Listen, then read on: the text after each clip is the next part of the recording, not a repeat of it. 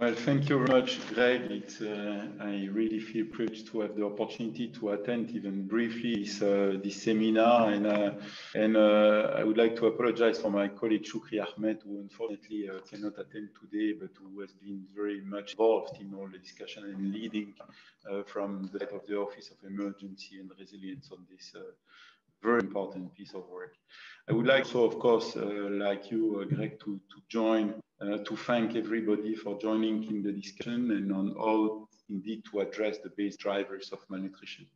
As you reminded everybody, Greg, the number of people who attended the 4 webinars preceding today's event illustrate its relevance.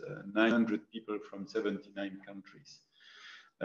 When it comes to malnutrition, I think the numbers indeed speak by themselves. Child malnutrition remains a threat worldwide, with the last state of food of the World Food Security and Nutrition report indicating that 144 million children under 5 years of age are wasted, and 47 million of them are wasted. And I would say this was even before COVID. So today, almost at the end of 2020, we find ourselves looking back at a very challenging and exceptional year. With, I would think, the layering of shocks that have been impacting and have had an impact on people's vulnerability. And perhaps there is no sign of the magnitude of these new shocks as stark as the sharp increase in acute hunger, which has been rising this year to the extent that for the first time in a couple of years now, we are using again the word famine is part a lot of the conversation.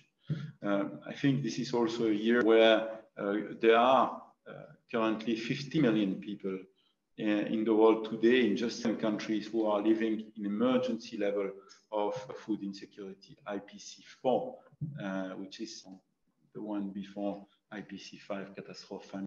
And it's important to always remember that already in the emergency phase, some people are already dying. That it doesn't take a famine declaration to actually have people dying. And of course, I mean, the most vulnerable are paying a high price.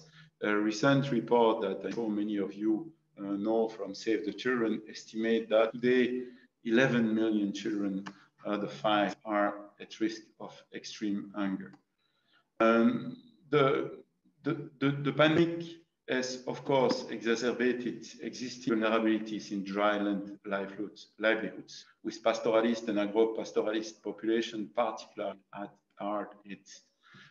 Contrary to what many people think, actually, Africa's drylands are not poor area, not poorest area. They are rich areas with resilient resource and significant economic opportunity. Unfortunately, these resources are under huge pressure due to competition and unsustainable exploitation, which is marginalizing livelihood system. Persistent acute child malnutrition and acute food insecurity are manifestations of long-term process of marginalization and neglect, among others.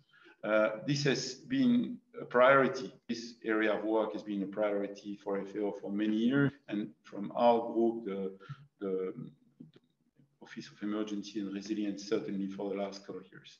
Over the last few years, we at FAO have been working closely with Tufts University, and we would like really to take this opportunity to thank colleagues from Tufts University and also Washington State University for the close partnership we have been able to develop with them, as well as, of course, with other UN agencies and partners to understand better why levels of global acute nutrition in Africa's dryland area are remaining particularly high, even in the absence of an obvious emergency. So far, this collaboration has demonstrated significant relationship between climate, environment, conflict, and acute child malnutrition in Chad, South Sudan, the Sudan, and Kenya. The series of webinars, which you have been presenting would say the highlight, at least the time three, conducted in the last few weeks, has been an opportunity to examine the multiple drivers of malnutrition in the drylands and explore how to work together to more effectively address persistent malnutrition. To do so successfully, we need the full backing of you, our partners, including as advocates of change. This is very important. The goal of today's roundtable is therefore to explore how we can shape the response and develop a collective process to address the basic drivers of malnutrition in Africa's dryland. I hope that today's discussion will encourage and facilitate deeper engagement and will inform the development of more sustainable solutions to wasting, reach the SDGs, and ensure no child is left behind. With that, I'd like to thank you and wish you really fruitful deliberation. Thank you.